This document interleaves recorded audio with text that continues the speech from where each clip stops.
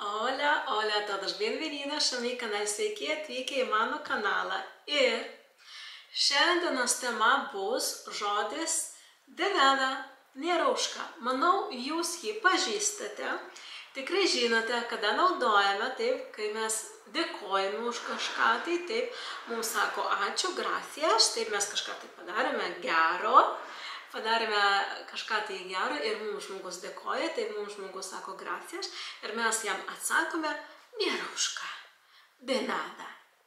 Bet aš šiandien jums parodysiu dar keletą variantų, dar kitų sinonimų, kaip jūs galite į tai atsakyti, nes egzistuoja ne tik šitas vienas de nada, mes dar turime ir daugiau išsireiškimų, kad išreikšti dėkingumą, taip, ir pasakyti, kad nėra už ką.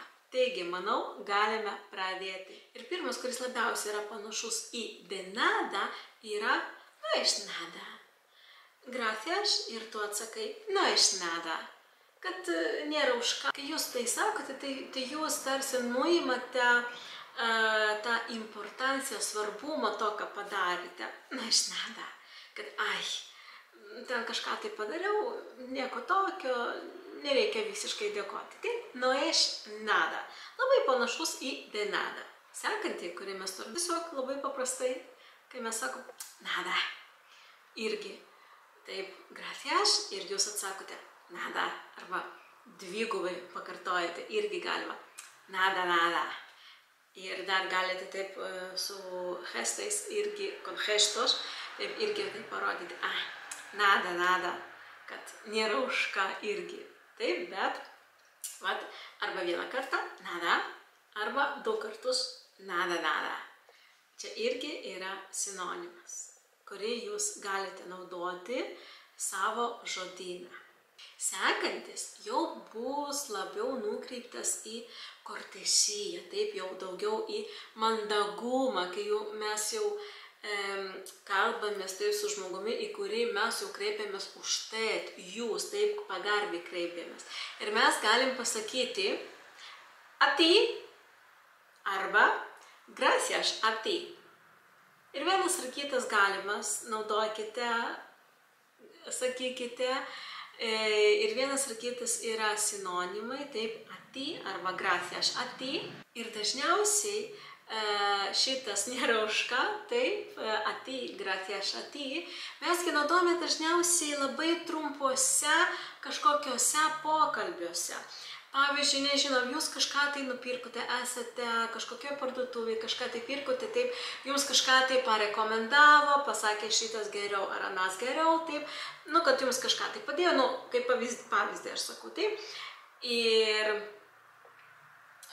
sako gracias, taip, gracias a ti, o a ti tiesiog. Bet čia dažniausiai taip mes naudojame, kai, sakau, yra toks labai trumpas, kažkoks tai pokalbis yra tikrai trumpas ir mes būtent taip atsakome. Ir dažniausiai taip tai yra formal, kai mes jau kreipiamės jūs į kažką tai, o ne tu. Sekantis irgi yra kortesija, irgi yra formalus, tai būtų no hay de qué. De nada arba no hay de qué. Matote, kaip jūs galite savo žodyną praplėsti su žodžiais, su išsireiškimais, kurie reiškia tą patį, bet kaip jūs įvairiai galite panaudoti vieną ir kitą. Ir šitas no hay de qué tikrai yra labai dažnas. Ir jums pasako gracias, o jūs atsakote no hay de qué. Jeigu jūs kažką tai gero padarėte, taip jūs dėkoja ir jūs sakote no hay de qué. Sekančia, kurį noriu pasakyti, čia yra jau super formal, labai jau formaliai, kai jūs kalbate, tikrai, manau, nelabai jums bus reikalinga, bet vis tiek noriu, kad jūs žinotumėte ir tai yra no se merecen. Bet sakau, čia jau yra labai formalioje situacijoje jūs šitą sakote. Dėl to žinokite, kad yra, bet galite taip įdėti į kažkokį ten prieš paskutinį stalčių savo galvoje. No se merecen. Taip jums sako gracias. Ir jūs atsakote no se merecen.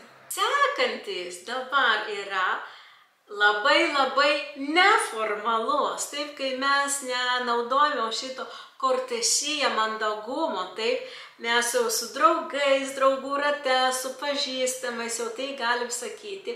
Ir pavyzdžiui, taip, vienas pasako gracias už kažką tai, o jūs galite atsakyti, no te preocupes, kad man visai nesunku buvo kažką tai tau padaryti, no te preocupes, arba no hay de qué, tas pat nėra už ką, no te preocupes, no hay de qué, bet čia labai taip neformalu su draugais, su pažįstamais, būtent šitose situacijose jūs jį naudosite.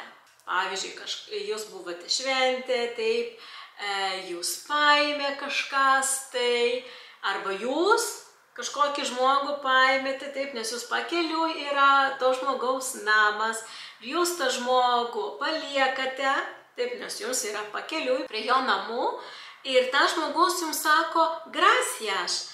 Bet tai, kaip jūs tai buvo pakeliu, jūs kažkokio tai didelio tokio darbo kažkokio nepadarėte, dėl to jūs ir atsakote, no te preocupes, no hay problema. Sekantis išsireiškimas irgi, kurį mes naudojame draugų rate ir pažįstamų rate, tai yra no me cuesta nada. Jeigu išversti, tai lietuviškai būtų man nieko nekainuoja. Taip, nekainuoja.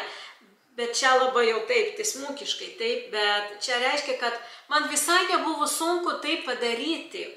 Pavyzdžiui, jūs paprašėte, jūsų draugė, jūsų paprašė, kad jūs pasiimtumėte jos vaiką iš mokyklos.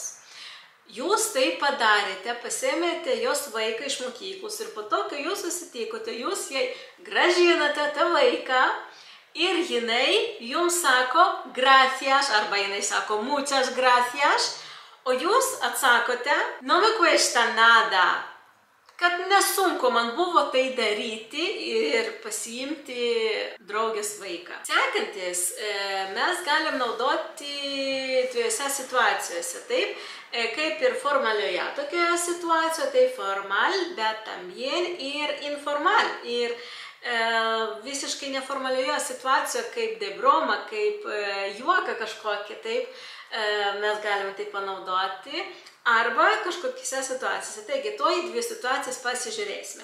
Taigi, žiūrėkime pirmą situaciją. Jūs, pavyzdžiui, atvažiavote į viešbutį, užsičekinote, taip, ir jūs sakote gracias, ačiū, o jums atsako para eso estamos.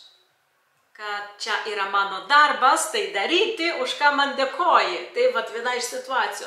Kai mes dėkojame žmogui, kuris daro savo darbą, bet jis mums atsako, para eso estamos. Tam mes ir esame būtų. Kad čia mūsų darbas. Bet taip pat mes galim tai panaudoti ir su draugais. Kad mes esame draugai, taip, ir dėl to ir sakome, para eso estamos, tam ir esame draugai, kad padėti vienas kitam, kad pagelbėti kažkokioje situacijoje.